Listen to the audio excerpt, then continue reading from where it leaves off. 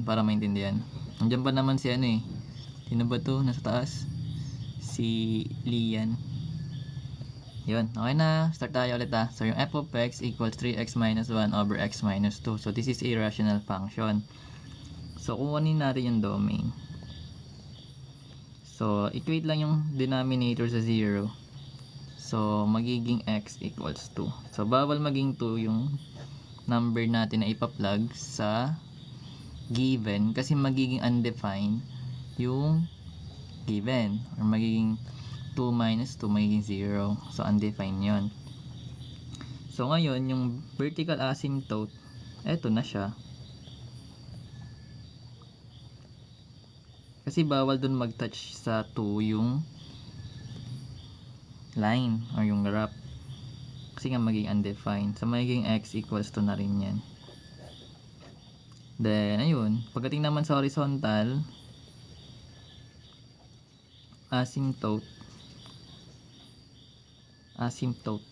Tama ba spelling ko? Yan. Basta yun.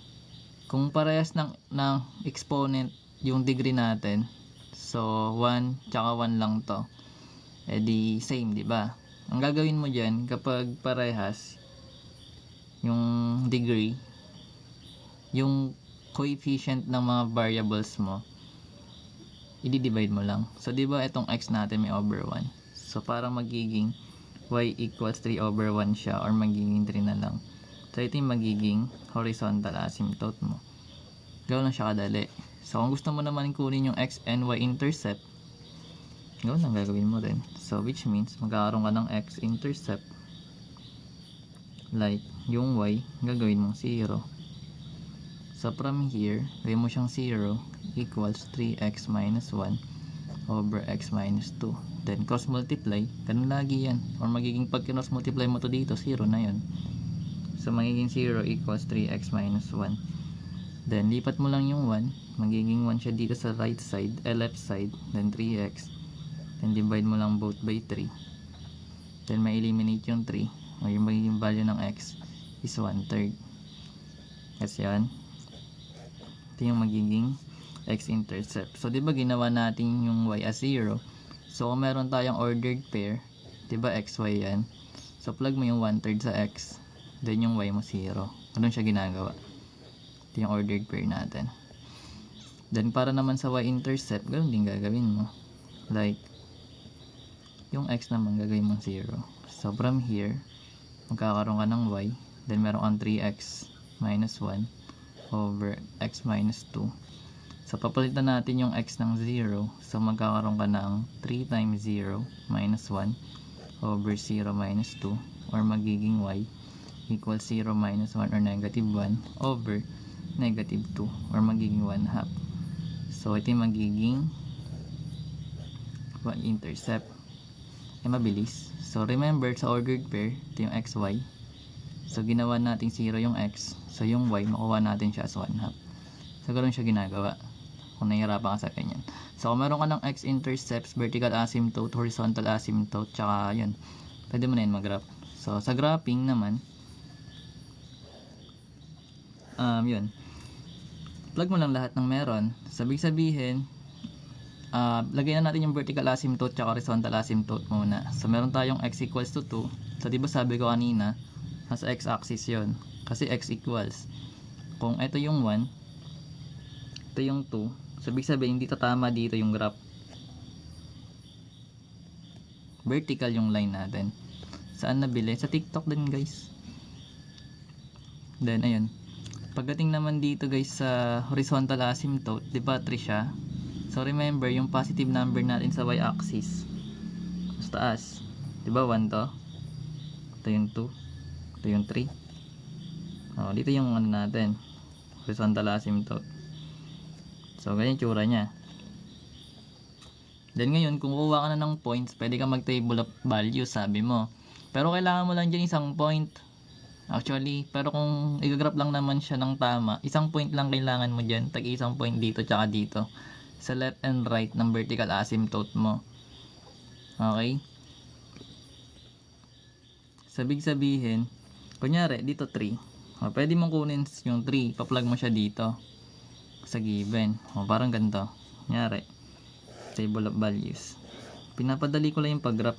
Pero kung gusto mo ng perfect kasi tsaka accurate, kailangan mo ng marami ng table of values pag accurate. Pero sa graph lang kasi, kung gusto mo lang siya i-plot kung saan yung line. Thank you Sir Jomer. Ang gagawin mo lang, kuha ka lang sa left and right ng vertical asymptote mo. So for example, kinuha natin yung 1. O pwede 0 kasi nandito rin yung 0 natin eh. So kunyari 0 ginamit natin sa x. So basically guys, pag kinuha natin yung 0 dito, ay mali ako guys. Tama. Yung 0 diba? Actually nandito na siya eh. Naging 1/2 siya, 'di ba? So 1/2 yung sagot natin. Kasi nga y-intercept, nakalimutan ko i-plug yung y-intercept. So we have tayo x 1/3, 'di ba? So yung 1/3 guys, something nandito 'yon. Basta nandito yung parte yung 1/3. X-intercept 'yon na, ibig sabihin tama siya dito sa x-axis. Pagdating naman sa y-intercept, meron tayong 1/2. So nandito yung 1/2. So papansin mo guys, pag ganun yung graph, pag ganito na itsura niyan, kung gusto mo i-diretso yan, ganyan yung ginagawa. Tatama kasi siya dito. Ibig sabihin, andito na itsura ng graph niyan. Pag ganyan na itsura niyan. Gusto mo i-prove natin. So let's say, ang gagamitin natin is negative 1. So pag pinlag natin yung negative 1 dito, so magkakaroon ka ng 3 times negative 1. That is negative 3. Then negative 3 minus 1, that is negative 4. If x equals negative 1, so magkakaroon tayo dito ng negative 4 over yung negative 1 minus 2, that is negative 3. So magiging negative 3 or magiging 4/3. So yung 4/3 guys, magkakaroon ka ng 1 and 1/3 or 1 point something. So positive yon. So ito yung 1, negative 1. Kung ito yung 0.5, something nandito lang yung sa pagitan. So mapansin mo yung graph, papunta siya pag ano, no?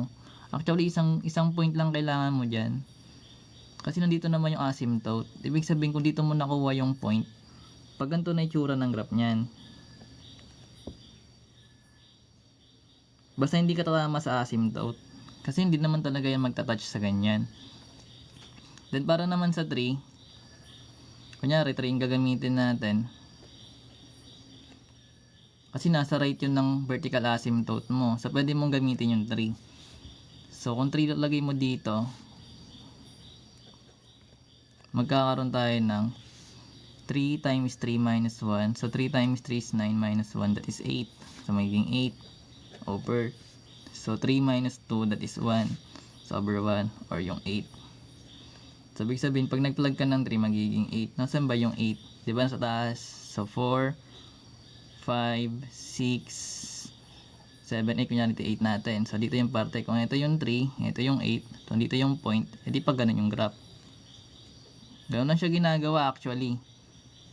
Isang point lang kailangan mo dyan. Pero sabi ko nga, kung gusto mo siya ng accurate na graph, edi kumuha ka ng 4 dito, kumuha ka pa ng 5, lalagay mo, pa-plug mo lang yung dito. Pero yung pag-graph kasi, ganun yung ginagawa pag sa rational. We just need to find point sa left and right ng asymptote mo na vertical para mag-graph mo siya. Oo, ganun yun.